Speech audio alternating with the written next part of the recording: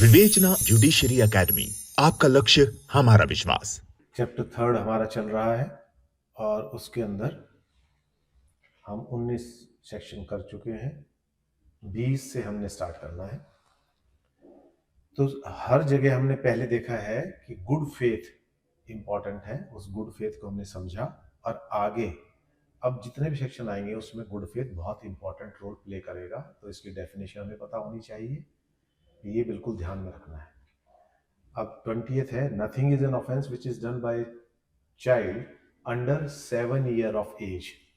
तो 7 year of as हमने इसलिए लिखा है क्योंकि हम ये मानते हैं कि 7 साल से छोटा बच्चा जो होता है उसके अंदर बौद्धिक क्षमता इतनी नहीं होती कि वो भला बुरा समझ पाए। तो बहुत सी बार बच्चे को पता ही नहीं होता कि ये खिलौनों की गन है या ओरिजिनल गन है, उससे फायर हो जाते हैं। तो इस तरह से, क्योंकि उसके अंदर अभी अल्प बुद्धि है, उसकी बुद्धि पूरी तरह से विकसित नहीं है, तो इसलिए कोई भी offence if it is done by a child under 7 year of age then it is not an offence. तो ये एक्सक्यूज है। अब आगे हम चलेंगे तो आगे वो 12 साल तक के बच्चे की बात कर रहे हैं, लेकिन एक्ट ऑफ अ चाइल्ड ये ना अबाउ 7 एंड अंडर 12 ईयर। तो हमने फिर 12 भी क्यों नहीं दे दिया सीधा? तो इसके अंदर इस चीज को समझेंगे, 12 क्यों नहीं दिया सीधा। अब ये कह रहा है nothing is an offence which is done by a child above 7 year of age, क्योंकि 7 ईयर हमने कर दिया इसमें, पहले में आ गया ना 20th में, तो 7 ईयर से छोटा है तो 20th में कवर हो जाएगा वो। 21 में हम सेक्शन में किसकी बात कर रहे हैं? 7 और 12 साल के बीच की बात कर रहे हैं। And under 12 year of age who has not attained sufficient maturity of understanding to judge of the nature and consequence of the conduct on that occasion। जो भी वो कार्य कर रहा है he is not aware of the consequence of that, उसके परिणाम के बारे में नहीं पता कि यदि मैं ऐसा करूंगा तो इसका क्या परिणाम होगा, यदि मैं इसको गन को लेकर फायर कर दूंगा उस तरफ तो इससे क्या आदमी मर जाएगा, ये यदि उसको इस चीज का नहीं पता तो कह रहे। तो इसमें क्या है वर्ड? Attain sufficient maturity. तो सफिशिएंट मैच्योरिटी बहुत एक्स्ट्राऑर्डिनरी इंटेलिजेंस की बात नहीं कर रहे, सफिशिएंट व्यवहारिक ज्ञान इतना होना चाहिए जो भी वो काम कर रहा है उसके परिणाम का उसको बोध होना चाहिए कि यदि मैं ऐसा करूंगा तो this will be the result of that, उसका ये परिणाम होगा। तो इसलिए यदि उसमें इतनी मैच्योरिटी है एंड इफ ही डज तो that will be covered under the particular offence जो भी उसने किया है। यदि उसने किसी को चाकू लिया और चाकू मार दिया और यदि उसको पता है चाकू मारने से मर जाते हैं और पर्टिकुलर इंटेंशन के साथ उसने काम किया है तो वो क्या हो जाएगा? ऑफेंस में आएगा। कब नहीं आएगा? When he is short of sufficient maturity, उसके अंदर उसका दिमाग उसकी बुद्धि इतनी विकसित नहीं है कि भले और बुरे का ज्ञान उसको हो सके कि इस ये मैं काम कर रहा हूं इसका परिणाम क्या होगा। जैसे एक बच्चा था वो 10-11 साल का, उसने अपनी माँ के ही सिर में बैट मार दिया और उसको ये नहीं पता था कि बैट मारने से मर जाएगी माँ, और वो कहीं ऐसी जगह लग गया, उस माँ की मृत्यु हो गई। तो वहां पर क्या है, परिणाम का उसको नहीं पता था कि बैट लगने से सिर में या इस जगह पर्टिकुलर लगने से मौत हो सकती है, तो हम उसको उसी कैटेगरी में नहीं ले सकते कि इसने ऑफेंस किया है। अब देखिए आप, act of a person of unsound mind. तो ये सारे वो चल रहे हैं जिनके अंदर बुद्धि पूरी क्षमता पर काम नहीं कर रही है, यानी कि उनके अंदर निर्णय लेने का विवेक अभी जागृत नहीं हुआ है। ऐसे ही सेक्शन 22 के अंदर है। तो सेक्शन 22 के अंदर क्या है? अनसाउंड माइंड, जो दिमाग से परिपक्व नहीं है, जो दिमाग से उसके अंदर इतनी बुद्धि नहीं है कि क्या सही है और क्या गलत है उस चीज के अंदर विश्लेषण कर पाए, या इस चीज के क्या परिणाम होंगे वहां तक ना पहुंच पाए। तो इसमें लिखा हुआ है reason of unsound of mind incapable of knowing the nature of act. क्यों क्या कर रहा है उसको यही नहीं पता। जैसे पागल लोग आपने देखे होंगे, ठंड है तो भी बैठा हुआ है, नहाया नहीं है, दाढ़ी बढ़ी हुई है, कुछ भी खा लेगा, किसी को कुछ भी कह देगा, पत्थर मारने शुरू कर देगा, लोग गालियां देनी शुरू कर देगा। यदि समझदार होता तो 10 बार सोचता कि यदि मैं ऐसा करूंगा तो कोई मेरी पिटाई भी कर देगा, लेकिन क्योंकि उसके अंदर ही बुद्धि है ही नहीं, इनकेपेबल है वो, तो यहाँ डिसीजन मेकिंग उसके अंदर है ही नहीं, वो सोच ही नहीं पा रहा है, और that he is doing what is इधर रॉन्ग और कॉन्ट्रेरी टू लॉ। ना उसको ये पता है, जब उसको बोध ही नहीं है क्या कानून है, क्या सही है, क्या गलत है, तो वो भी ही इज ऑल्सो एग्जेम्प्टेड।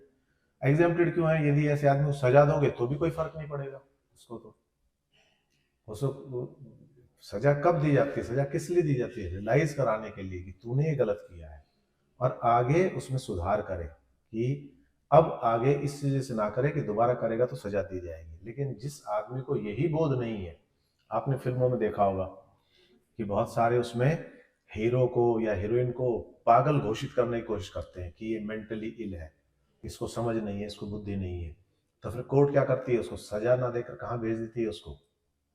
उसको पागल खाने में भेज देती है, उसका इलाज कराने के लिए प्रॉपर। जैसे आपने एक नाना पाटेकर की फिल्म देखी होगी, उसके अंदर भी ऐसा ही हुआ था।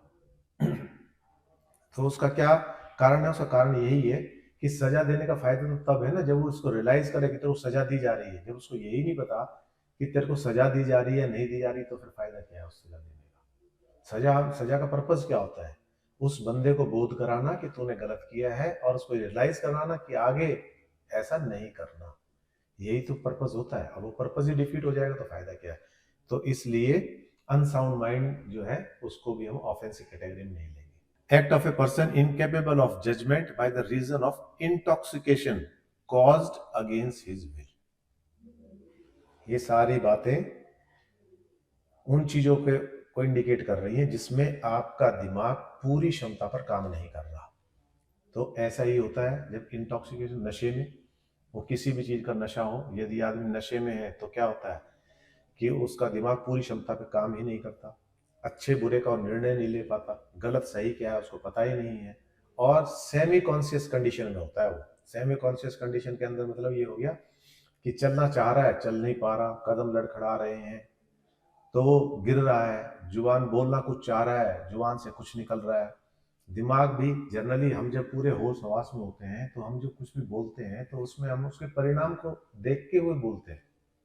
यदि मैं ऐसा बोलूंगा तो इसका परिणाम क्या होगा, इस व्यक्ति को ऐसा कहूंगा तो परिणाम क्या होगा, ये बात मुझे बोलनी चाहिए नहीं बोलनी चाहिए, इसका मेरे व्यवहार पर, मेरे मान सम्मान के ऊपर, मेरे डेपुटेशन के ऊपर, मेरे संबंधों के ऊपर क्या असर पड़ेगा, ये सारी सोच के हम बात करते हैं, और ये सारा सोच के ही हम काम करते हैं। लेकिन यहाँ क्या है? When a person is under intoxication, तो क्या करता है? ही इज अनएबल टू जज द थिंग्स, वो जज ही नहीं कर पाता। लेकिन यहाँ क्या क्या है? ये छूट किसको मिलेगी? ओनली टू दोस, ये ना, नथिंग इज एन ऑफेंस, किनके लिए है? उनके लिए है जिन्होंने इंटॉक्सिकेशन तो किया है। The thing which intoxicated him was administered to him without his knowledge or against his will. या तो उसकी जानकारी के बिना उसको दे दी, और या उसकी विल के अगेंस्ट दी है। जबरदस्ती पिला दी तो भी इसी कैटेगरी में आएगा, या उसकी नॉलेज के बिना। देखते हो आप, कुछ डाल दिया, कभी कुछ डाल देते हैं ना ड्रिंक के अंदर, तो ड्रिंक के अंदर कुछ डाल दिया, उसके जो भी वो सेवन कर रहा है उस चीज के अंदर कुछ ऐसी चीज डाल दी कि जिससे वो नशे की वजह से क्या कर रहा है, वो he is unable, he is incapable of knowing the nature of act. वही बच्चे बुद्धि हो गई इसकी, और what he is doing is इधर रॉन्ग और कॉन्ट्रेरी टू लॉ। ये ना उसको ये पता कि ये अपराध है, मतलब कहने का वही स्थिति बनी आ रही है, लेकिन तरीके अलग हो रहे हैं। पहली में वो अल्पबुद्धि था, दूसरी के अंदर उसकी अंडरस्टैंडिंग मैच्योर नहीं थी। फिर हमने पढ़ा कि अनसाउंड था, और अब हमने पढ़ा कि he is incapable because of intoxication, क्योंकि उसने नशा किया है इस वजह से। लेकिन यदि वॉलंटरी किया है तो नहीं है छूट, ये केवल उसमें है जब उसकी नॉलेज के बिना उसको कराया गया है या अगेंस्ट हिज विल, उसकी इच्छा के विरुद्ध कराया गया है तो ओनली। आगे देखिए 24, offense requiring a particular intent or knowledge committed by one who is intoxicated। अब यहां इन्होंने कह दिया कि वहां तो ठीक है, किसी ने जबरदस्ती करा दिया, ये करा दिया, लेकिन कोई अपने आप से कर ले तो उसके अंदर 24 है। In case where the act done is not an offence unless done with a particular knowledge or intent. ठीक है, बिना नॉलेज और इंटेंट के कर रहा है तो a person who does that act in the state of intoxication shall be liable to be dealt with। जिसने जो शराब पीकर या कोई अन्य नशा करके ये अपराध कर रहा है, उसको कैसा माना जाएगा? liable to be dealt with as if he had the same knowledge as he would have if he had not been intoxicated। क्या माना जाएगा? यदि उसने willingly ड्रिंक कर रखी है या इंटॉक्सिकेशन है, किसी नशे के प्रभाव के अंदर है वो, तो ये माना जाएगा कि जो जैसी इसकी बुद्धि बिना नशे के होती है वैसी ही मानी जाएगी। क्यों मानी जाएगी? यूं तो कोई भी नशा करके कोई भी अपराध करेगा और एक्सक्यूज ले लेगा, तो इसलिए ये वैसा ही माना जाएगा जैसा बिना नशे किए की स्थिति में वो आदमी होता। तो यहाँ अनलेस फिर ही कह दिया, कब तक? वो ऊपर वाला सेक्शन लागू हो गया। Unless the thing which intoxicated him was administered to him without his knowledge or against his will. यदि वो है तो किस में फॉल कर जाएगा? सेक्शन 23 के अंदर। और यदि वो नहीं है, अगेंस्ट हिज विल और विदाउट हिज नॉलेज यदि नहीं है तो सेक्शन 24 में फॉल कर जाएगा। इफ वॉलेंट्री, तो उसका मतलब क्या है? वॉलेंट्री। यदि उसने जानबूझ के पी है, अपनी इच्छा से पी है, किसी ने पिलाई है, एक दो बार तो मना कर दे, नहीं मैं नहीं लूंगा, तो कोई नहीं यार ले ले, अपना दोस्त है तू, इस चीज के नाम पर ले ले। नाम पर जाम खटकते हैं ना, शाम के नाम पर, गम के नाम पर, खुशी के नाम पर, तो इसके नाम पर ले ले, उसने ले लिया। तो वहां ये नहीं कहा जाएगा कि मैंने तो एक बार मना कर दिया था, नहीं, हेयर ही इज विलिंग। हाँ, वो बात अलग है कि पहली बार में नहीं है, एक दो बार इंसिस्ट करने पर उसने लिया, तो भी वो विल के अंडर ही आएगा। तो वहां तक 24 मिलेगा, और वो 23 कहां तक है? जहां तक without knowledge and against his will है। और वॉलेंट्री है तो उसमें 24 एप्लीकेबल हो जाएगा। और 24 में क्या माना जाएगा? ऐसे माना जाएगा जैसे बिना पिए ही इसने ये काम किया हो। क्योंकि बिना पिए क्या है, जितनी बुद्धि, जितनी क्षमता उसके अंदर होती है निर्णय लेने की, वो उसमें बराबर बनी रहती है। तो यही माना जाएगा यदि आदमी जानबूझकर अपने आप से, अपनी मर्जी से ड्रिंक कर रहा है या कोई और नशा कर रहा है। तो इसमें एक्सक्यूज केवल तभी है उसी में। अदरवाइज क्या माना जाएगा कि इसने जो नशे की हालत में जो अपराध किया है वो ऐसा माना जाएगा कि जैसे बिना नशे किए किया है। ठीक है, नाउ वी कम टू 25। थोड़ा थोड़ा अंतर है इसमें, बस वो हमें देखना है। act not intended and not known to be likely to cause death or grievous hurt done by consent। अब तक अनसाउंडनेस की बात हो रही थी, वो हमने कवर कर लिए सारे, 20 से लेकर 24 तक। ये ध्यान रखेंगे, इनके अंदर सब में कौन सी बातें थी? इनके अंदर या तो अल्पबुद्धि की बात थी, निर्णय लेने की क्षमता नहीं थी, ये था, अंडर इंटॉक्सिकेशन था, ये सारी चीजें थी। लेकिन अब यहाँ जो एक्ट हो रहे हैं, यहाँ बात हो रही है कंसेंट की। कंसेंट की मतलब बंदा पूरी तरह से अपने होश हवास में है और अपनी कंसेंट देने, रजामंदी देने के लिए सक्षम है। तो यहाँ आप देखो ये इंपॉर्टेंट है, nothing which is intended to cause death. यहां भी इंटेंशन आ गई। Nothing which is not intended to cause death और grievous hurt and which is not known by the doer, जो कर रहा है उसमें, to be likely to cause death और grievous hurt, is an offense by reason of any harm which it may cause or be intended by the doer to cause to any person above 18 year of age। तो इसका मतलब क्या है? एक बात यहां clear हो गई कि कंसेंट कौन दे सकता है? Who is above 18 year of age. इससे छोटा क्या है? माइनर में आ जाएगा और उसकी कंसेंट इमटेरियल है। Who has given consent, whether express or employed. इसके अंदर दो वर्ड आ गए अब, एक्सप्रेस और एम्प्लॉयड। एक्सप्रेस को समझ लो बिल्कुल स्पष्ट, मैंने कह दिया, लिखित में दे दिया, साइन कर दिया, दैट इज एक्सप्रेस। और इम्प्लाइड क्या है? कुछ बच्चे खेल रहे हैं, कबड्डी खेल रहे हैं या कुछ खेल रहे हैं, और वो भी आके खेलने लगा।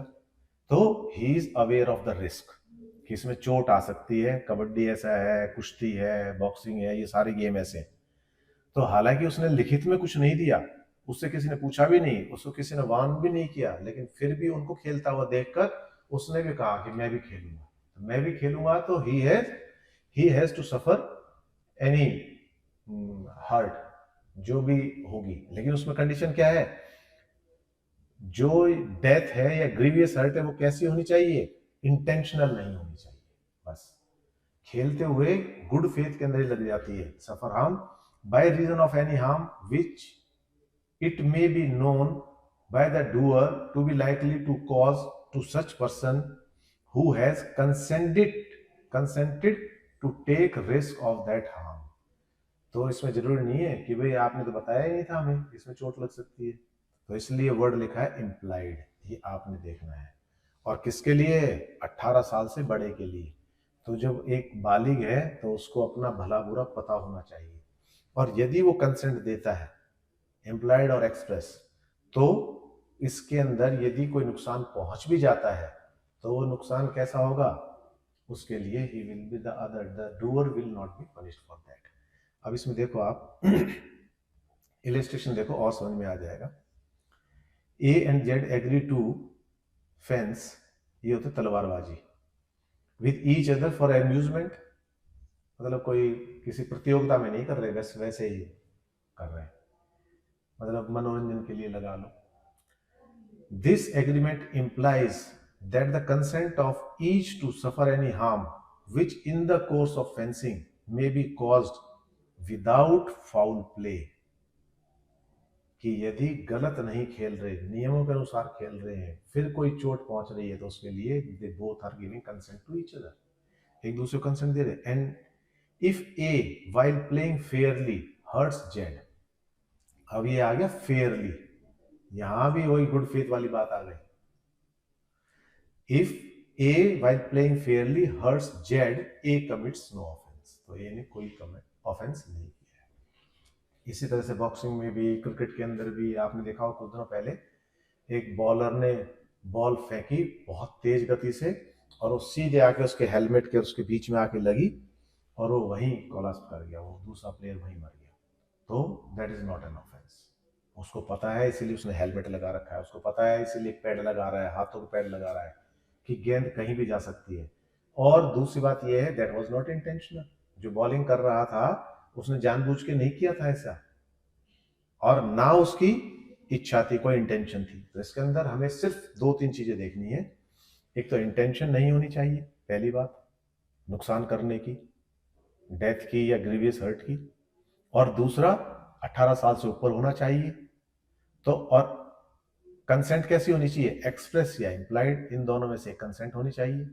ठीक है, यदि वो जहां कंसेंट एक्सप्रेस कंसेंट की जरूरत होती है जिन खेलों के अंदर, वहां वो नहीं देता तो भी विदाउट कंसेंट माना जाएगा। विदाउट कंसेंट को आजकल अलाउ भी नहीं करते स्पोर्ट्स में। उसमें एक कंसेंट ली जाती है कि कोई भी इस तरह की वो हुई तो उसके अंदर आप जिम्मेवार हो गए। लेकिन उसमें देखने वाली बात क्या होती है, देखने वाली बात ये होती है कि वो जो चीज है वो फाउल प्ले की वजह से तो नहीं है, फेयर प्ले तो की वजह से तो नहीं है। जैसे बॉक्सिंग के अंदर होता है कि यहां से नीचे आप हिट नहीं करेंगे और आप हिट कर देते हैं। जूडो के अंदर होता है जो मैट को बजाते हैं, या आपने देखा होगा कुश्ती के अंदर मैट को थपथपी करा देते हैं तो उसको तुरंत छोड़ना होता है। यदि उसके बाद दूसरा अपोनेंट नहीं छोड़ रहा तो इसका मतलब क्या है, इंटेंशनली विलिंगली उसको नुकसान पहुंचाना चाह रहा है। तो यहां पर उसको इसका लाभ नहीं मिलेगा, तो वो कैसा ट्रीट किया जाएगा, ऑफेंस ट्रीट किया जाएगा। इंटेंशनली उसने ऐसा किया है इंडिकेशन के बावजूद, तो फेयर प्ले नहीं है यहाँ पर। तो फेयर प्ले होना चाहिए, फाउल प्ले नहीं होना चाहिए, तो उसको ये लाभ मिल जाएगा। Clear, any doubt? सभी देते ही हैं, वो तो जितने भी प्लेयर हैं वो देंगे ही, कंसेंट ली जाती है ओलंपिक्स में, इन सब में, नेशनल प्लेयर इसमें सब में कंसेंट ली जाती है। और छोटा बच्चा यदि जाता है, अंडर 18 भी खेलते हैं, अंडर 16 भी खेलते हैं, तो वो बच्चे जाते हैं तो उनके माँ बाप उनकी कंसेंट देते हैं, तभी उनको अलाउ किया जाता है। यदि माँ बाप कंसेंट नहीं देंगे तो अलाउ नहीं किया जाएगा, क्योंकि उनके पार्ट के ऊपर जहाँ माइनर हो जाएगा तो उस माइनर के पार्ट के ऊपर उसके गार्जियन जो है वो देंगे कंसेंट। अब अगला है, अब इसके अंदर फिर गुड फेथ आ गया। अब यहाँ क्या है, वहां तो मैं खुद था, मैं खेल रहा था, तो मैं अपना निर्णय खुद ले रहा था, कंसेंट खुद दे रहा था, मैं बालिग था। यहाँ मेरे ऊपर कोई परफॉर्म कर रहा है तो वो गुड फेथ में कर रहा है या नहीं कर रहा, मेरी कंसेंट के बाद, यहाँ वो देखने की बात है। तो उसमें भी सामने वैसे तो आ ही जाता है कि मैंने कंसेंट दे दी, लेकिन अब वहां भी अपोनेंट है कोई, खेल के अंदर भी। यहां देखो, act not intended to cause death done by the consent in good faith for the person's benefit. उसी बंदे के हित के लिए कोई काम किया जा रहा है, लेकिन उसमें भी देखना जरूरी है कि आपने असाइन तो किया उस बंदे को अपने हित के लिए, लेकिन वो अहित कर रहा है। तो इसके अंदर पहले हम इसको देख लेते हैं, इलस्ट्रेशन को देख लेते हैं। A surgeon knowing that a particular operation is likely to cause death of Z, surgeon है, उसको पता है कि ये जो ऑपरेशन है, इस ऑपरेशन में मर भी सकता है और बच भी सकता है। जैसे हार्ट के ऑपरेशन होते हैं उसके अंदर रिस्क होता है, ब्रेन के ऑपरेशन होते हैं उनके अंदर रिस्क होता है। उसके अंदर डॉक्टर हमेशा इस चीज को मान के चलता है कि सफलता के कितने चांसेस, वो बताता भी है। जब कंसेंट देते हैं तो भाई 50-50 चांस है इसके अंदर, 50% सर्वाइवल है। किस बेसिस से बता रहा है? प्रीवियस रिकॉर्ड के बेसिस पर कि इतने ऑपरेशन परफॉर्म किए, उनके अंदर लगभग इतनी डेथ हो गई, इतने सर्वाइव किए, तो उसके बेसिस से बता रहा है वो उनको बताता है। उसके बाद भी कंसेंट देते हैं तो ठीक है, वो परफॉर्म करने को तैयार है। तो who has suffer under a painful complain, कोई भी बीमारी है उसके बारे में बात कर रहे हैं, but not intended to cause Z death, लेकिन उसकी इंटेंशन क्या है? बचाने की है या मारने की नहीं है। तो बचाने की इंटेंशन है, and intending in good faith, और उसी वजह से उसने क्या है, अब गुड फेथ क्यों आ गया? गुड फेथ किस चीज को बताएगा कि यहां पर डॉक्टर क्या है? नेग्लिजेंट नहीं है, ड्यू केयर, प्रॉपर कॉशन, सब कुछ जो जैसा होना चाहिए वैसा ही है, ये गुड फेथ को दर्शाता है। यहां पर गुड फेथ नहीं है तो किस में आ जाएगा? नेग्लिजेंस में आ जाएगा। सब कुछ होते हुए भी कुछ कमी छोड़ दे, नेग्लिजेंस में आ जाएगा। और नेग्लिजेंस से भी अगला स्टेप क्या आ जाएगा? इंटेंशनल। नेग्लिजेंस के अंदर भी बहुत सारे फैक्टर होते हैं। नेग्लिजेंस के अंदर हम देखते हैं तो नेग्लिजेंस की पनिशमेंट अलग है और इंटेंशनल की फैक्ट अलग है। नेग्लिजेंस के अंदर भी इंटेंशन नहीं होती, लेकिन उसके अंदर क्या है? प्रॉपर केयर और अटेंशन नहीं होती, ड्यू केयर जो होनी चाहिए वो नहीं होती, तो उससे थोड़ा सा कम है।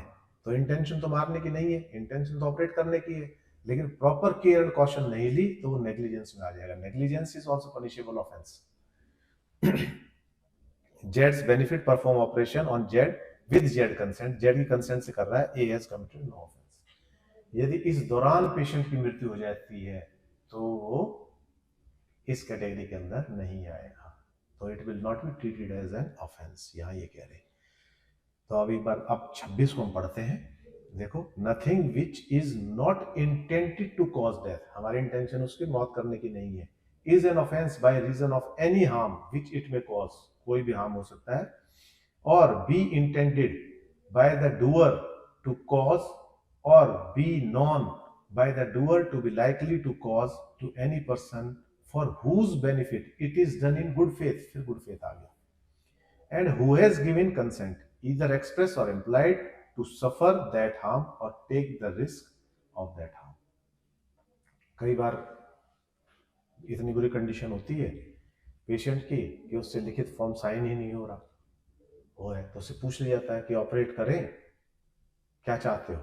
तो उसने यदि हाँ कर ली तो भी ठीक है, गर्दन हिला दी तो भी ठीक है। तो इम्प्लाइड और एक्सप्रेस, तो यहां इसलिए है। तो यहां क्या होगा?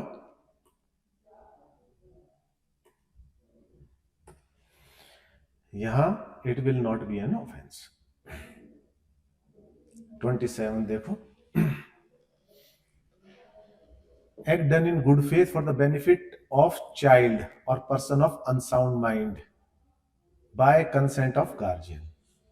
अब हमने देखा पहले दोनों सेक्शन थे, उनके अंदर क्या था? कंसेंट की बात हो रही थी। कंसेंट कौन दे रहा था?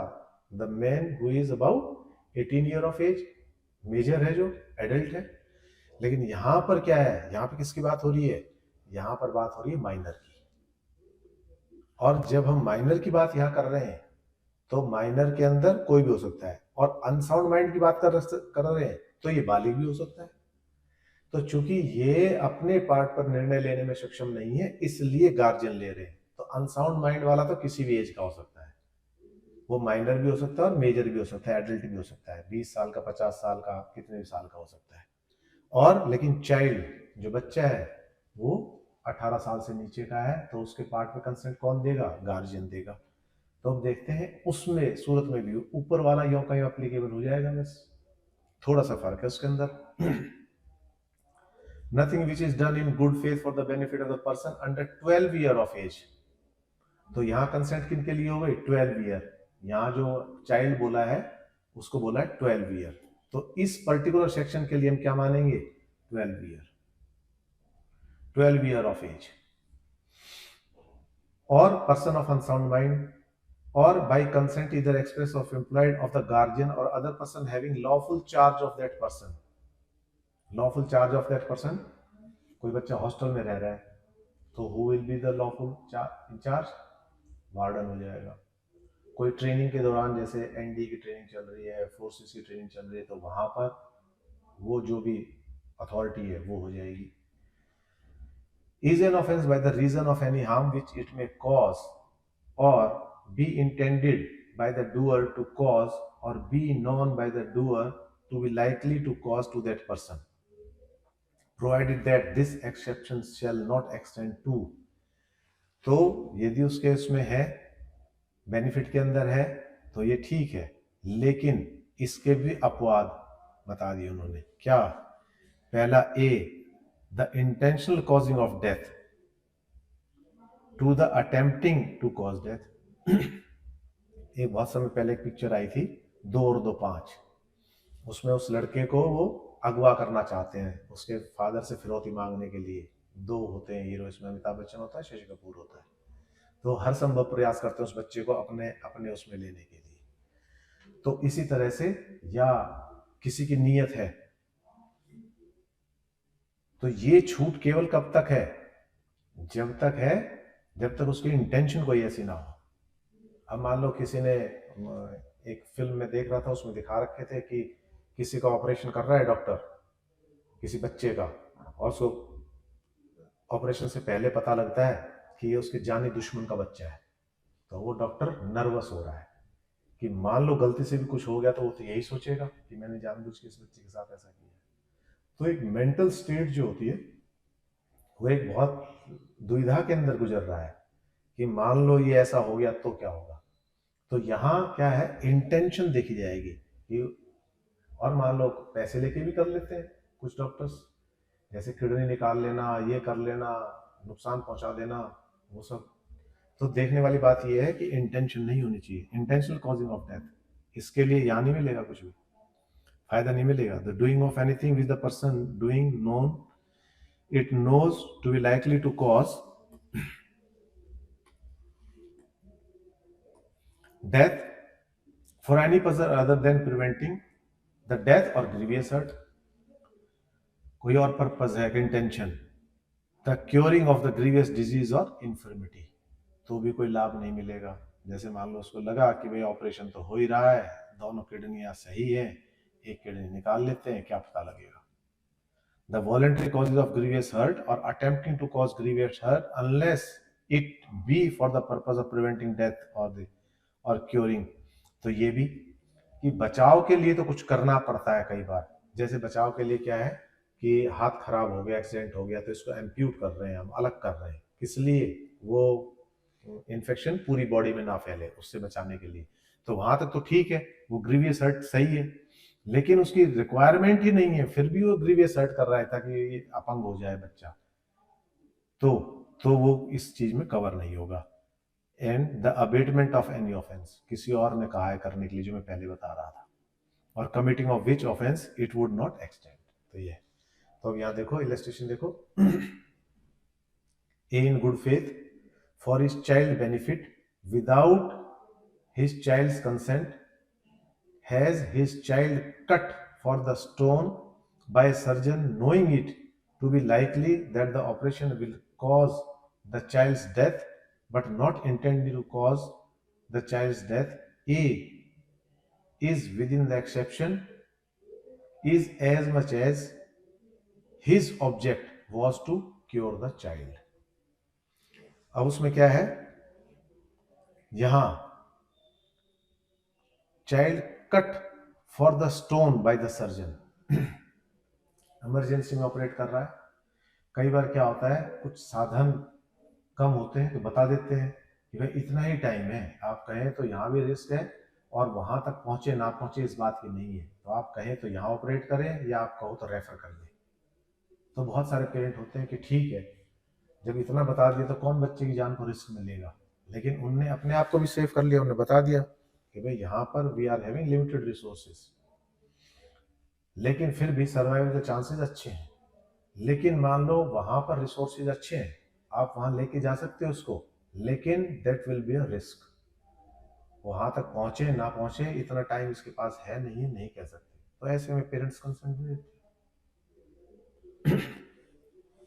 ठीक है, आखिरी सेक्शन इसमें आज के लिए देखते हैं हम।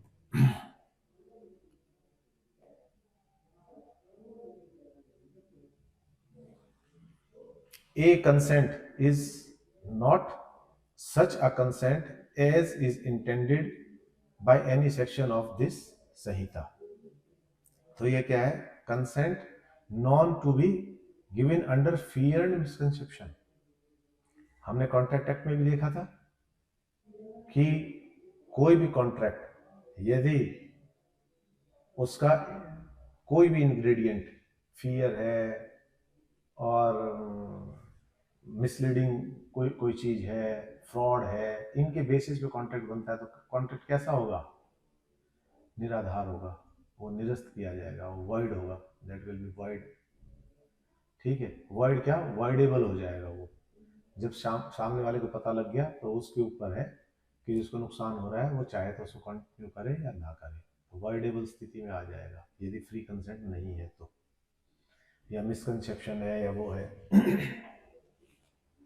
तो यहाँ पर क्या है, यहाँ पर भी हमें इस चीज को देखना है कि यदि कंसेंट ली गई है डर दिखाकर और मिसकंसेप्शन की वजह से, तो फिर वो फ्री कंसेंट नहीं मानी जाएगी और वो ऑफेंस की कैटेगरी में आ जाएगी।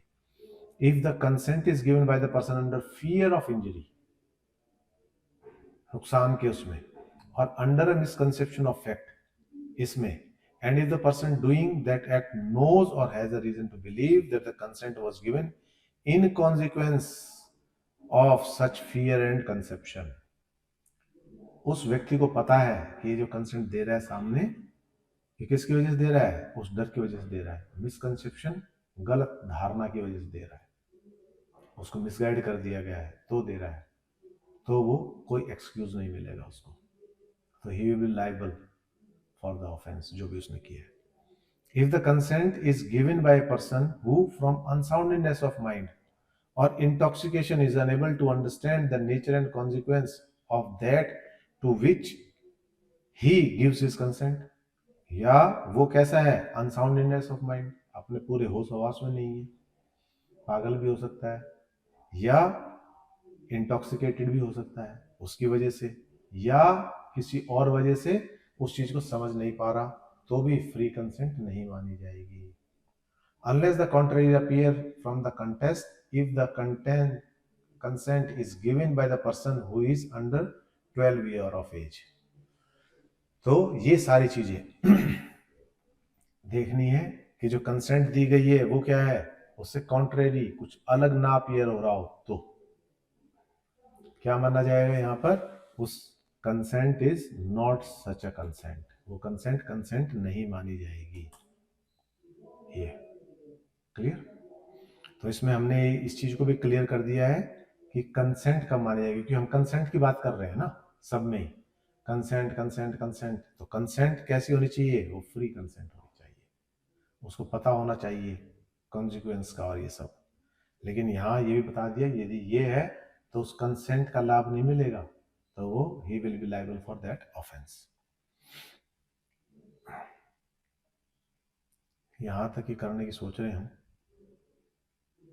बाकी ये जो है इसके आगे हम कर लेंगे 29 से, ठीक है। So here we end up. कोई क्वेश्चन, कोई क्वेरी है तो आप पूछ सकते हैं, और जो ऑनलाइन देख रहे हैं तो वो भी कमेंट के अंदर लिख सकते हैं यदि कोई बात है, कोई सुझाव है, any improvement which they suggest are welcome. Vivechana judiciary academy, आपका लक्ष्य हमारा विश्वास।